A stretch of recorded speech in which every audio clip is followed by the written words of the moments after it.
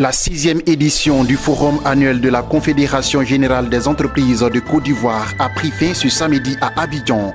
Les détails de la cérémonie de clôture de la CGC Academy 2017 tout à l'heure. La Côte d'Ivoire accueille du 9 au 11 octobre prochain la 4e édition du Forum Afrique-Europe de la jeunesse. Le ministre de la Promotion de la jeunesse, de l'emploi des jeunes et du service civique a, au cours d'un point de presse, parlé des enjeux de cette rencontre.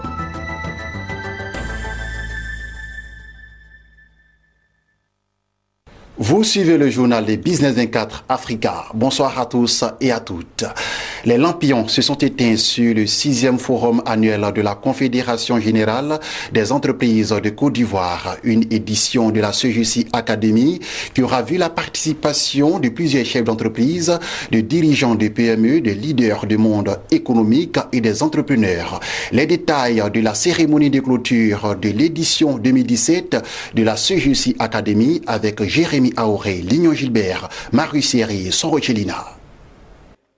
Plus de 4500 jeunes, 800 chefs d'entreprise, une centaine de sessions, au-delà de 9000 participants sur les réseaux sociaux. Enfin, une dizaine de ministres au panel de haut niveau de clôture. Des chiffres éloquents rendus publics et qui illustrent de loin le succès de la 6e édition du Forum de la Confédération générale des entreprises de Côte d'Ivoire, CGC. 48 heures d'échange autour du thème « Devenir un champion » pour parler d'initiative, d'audace, de courage, mais surtout de volonté pour bâtir une entreprise susceptible de générer des ressources et pour son géniteur et pour la nation. À la clôture de cet événement, les organisateurs ne cachent pas leur satisfaction.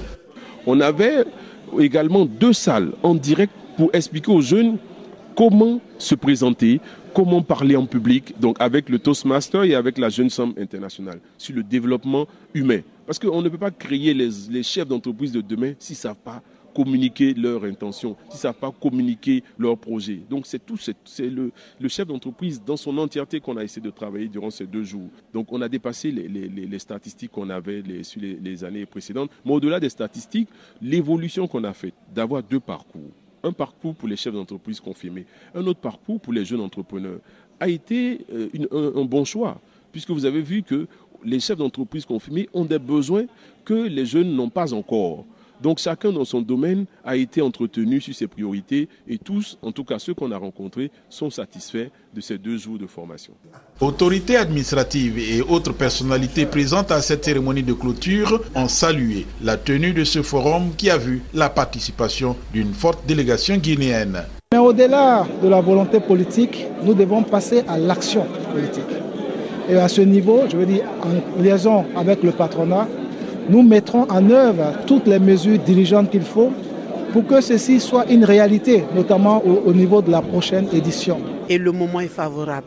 Nous avons un environnement favorable, un secteur privé déterminé à les accompagner en renforçant leurs capacités managériales et en leur donnant des conseils pour qu'ils puissent éviter des erreurs des aînés. Tout ce qu'on a entendu ces jours-ci m'interpelle parce que, en tant qu'entrepreneur, je me reconnais tout à fait dans les débats qui ont eu lieu. Je suis entrepreneur depuis 2008 et je peux dire que j'ai traversé la plupart des difficultés qui ont été exposées ici. La première difficulté du financement est un fait. Je pense que quelqu'un doit investir, c'est un investissement comme ils l'ont dit, dans la création de start-up pour aider les jeunes à démarrer cette industrialisation-là en Côte d'Ivoire. Notre rôle à nous tous, c'est de nous engager encore plus loin, d'attendre de l'État un accompagnement, mais de pouvoir respecter aussi nos engagements vis-à-vis de l'État. Donc c'est un pacte de confiance entre l'État et nous, mais surtout ceux qui devraient en profiter le plus, c'est la population, c'est le social. Un dîner gala mettra fin à ce grand rendez-vous de la CGC Academy 2017. Abidjan, la capitale économique ivoirienne, va abriter du 9 au 11 octobre prochain le 4e sommet Afrique-Europe de la jeunesse. Une rencontre qui s'inscrit dans la dynamique des 10 ans de coopération entre les pays d'Afrique et d'Europe. Le ministre ivoirien en charge de la promotion de la jeunesse, de l'emploi des jeunes et du service civique a récemment, au cours d'un point de presse, expliqué les grandes articulations de ce sommet. Jérémy Aoré pour le commentaire. Le 4e sommet Afrique-Europe se tiendra du 9 au 11 octobre prochain à Abidjan. À la faveur de ce grand rendez-vous, ce sont plus de 130 jeunes qui se réuniront pendant 3 jours pour échanger sur les défis et les solutions pour les sujets qui intéressent les jeunes sur les 2 continents. Il s'agit notamment de questions liées à la démocratie, l'activisme, la paix, la sécurité, la radicalisation des jeunes, la création d'emplois, l'esprit d'entreprise et l'éducation des jeunes à travers l'éthique. Le ministère de la Jeunesse, de l'Emploi des jeunes et du service civique s'active pour la réussite de cette plateforme. Aussi, lors de ce point de presse, le ministre Sidi Temoko Touré a-t-il expliqué les grandes articulations du sommet qui a pour thème investir dans la jeunesse pour un avenir durable. Comme vous pouvez le constater, ce thème est assez révélateur et traduit toute l'importance que l'on doit accorder à la jeunesse, force vive de demain. L'objectif général du sommet est de discuter des enjeux et défis liés à l'avenir des jeunes et d'assurer un processus de participation inclusif de tous les jeunes du monde entier pendant le sommet de la jeunesse, ainsi de façon spécifique. Leurs travaux devront contribuer à assurer un processus participatif et inclusif de tous les participants pendant le sommet afin de prendre en compte leur point de vue, de prendre en compte toutes les perspectives. Les travaux de ces 3 jours d'échange aboutiront à une déclaration mettant en avant une série de recommandations au 5e sommet des chefs d'État UE-Afrique prévu les 29 et 30 novembre 2017 à Abidjan. Une page d'assurance dans ce journal. Il s'agit du SAR Côte d'Ivoire qui a procédé au lancement du SAR Santé Confort, un produit d'assurance réalisé en collaboration avec la clinique universitaire de Navarre en Espagne. Ce dernier né de la filiale du groupe SAR Assurance entend améliorer la qualité de vie des Ivoiriens en matière de santé. Lawani Babatunde et Sorochelina nous en disent davantage. La clinique universitaire de Navarre, premier hôpital privé en Espagne, ouvre ses portes aux Ivoiriens. Désormais, ils peuvent s'y rendre pour leurs soins à coût réduit à travers la souscription aux options Coris, Or et Platinum du nouveau produit d'assurance dénommé SAR Santé Confort. Une possibilité offerte par SAR Côte d'Ivoire, une compagnie d'assurance qui veut améliorer la qualité de vie des Ivoiriens en matière de santé. Dans le domaine de la santé, notre vision est de mettre en place une couverture de qualité à la disposition de tous. Mesdames et messieurs, aujourd'hui, nous sommes réunis ici pour accueillir notre dernier NESA Santé Confort qui a été créé en partenariat avec la clinique universitaire de Navarre. La clinique universitaire de Navarre est une clinique de premier rang au niveau mondial. Notre vision est de parvenir à doter notre pays d'infrastructures sanitaires avec des plateaux techniques répondant aux normes internationales et de créer des cliniques répondant également aux mêmes normes. Nous sommes convaincus que ce produit répondra à vos préoccupations et nous sommes dans l'attente de vos observations pour son amélioration. En Côte d'Ivoire, la prime d'assurance individuelle reste encore élevée. Les contrats d'assurance santé sont limités à 65 ans dans un pays où le plateau technique de pointe est quasi inexistant. SAR Santé Confort, fruit de la coopération ivoiro-hispanique, entend donc combler toutes ces insuffisances. La clinique universitaire est une clinique espagnole, basée en Espagne, mais avec une importante projection internationale et un énorme prestige grâce à l'excellence de sa gestion des soins qu'elle fournit aux personnes, aux malades qui vont se faire traiter à la clinique et aussi à la recherche scientifique qui est liée à cette clinique grâce à l'Université de Navarre qui est derrière la clinique.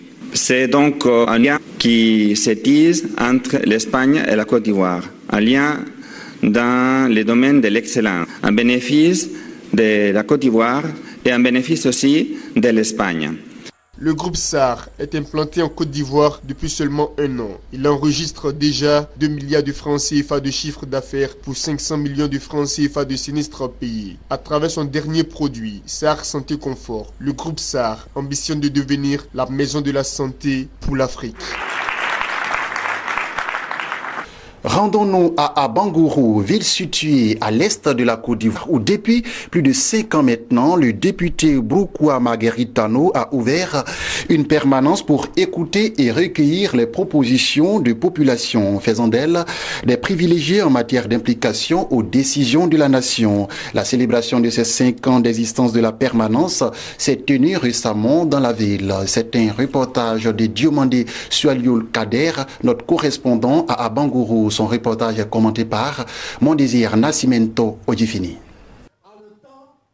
Si vous habitez la commune d'Abengourou, dans l'est de la Côte d'Ivoire, vous faites partie des privilégiés en matière d'implication des populations aux décisions de la nation. Depuis 5 ans, le député Broukoua Marguerite Tano, député d'Abengourou commune, a ouvert une permanence pour écouter et recueillir les propositions de l'indénié Djoablin. La célébration des 5 ans distance de la permanence a vu la présence d'autorités politiques et administratives que des populations d'Abengourou. Une semaine d'activités destinée à marquer particulièrement cet anniversaire. La permanence est le bureau particulier du député d'Abengourou commune. Elle a été ouverte le samedi 9 septembre 2012, il y a aujourd'hui 5 ans.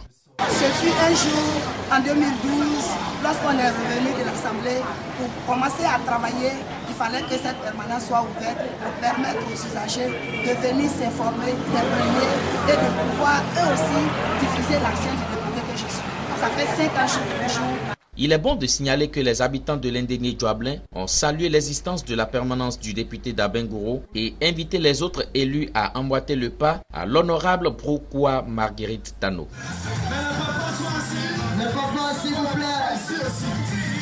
Et nous poursuivons ce journal en nous rendant au Maroc où, selon un rapport publié par la Banque centrale du pays, ce sont au total 12 292 billets contrefaits qui ont été détectés au cours de l'année 2016 pour un montant global évalué à environ 200 000 $, en hausse de 19% en nombre et de 43% en valeur par rapport à l'année 2015. Le taux de contrefaçon de billets de banque au Maroc en 2016 se situe à 8,6 faux billets par million de billets en circulation contre 7,6 l'année précédente, soit une légère hausse de 1,1 point. Ce phénomène de contrefaçon de billets de banque concerne, selon la Banque Al-Maghrib, essentiellement les cross-coupures, à savoir les billets d'environ 20 $ et de 10 $. Et voilà, c'est la fin de ce temps d'information. Il a été très ravi de vous l'avoir présenté. Retrouvez Sandrine Bamba lundi 21h pour un nouveau journal. Restez sur la chaîne de l'économie.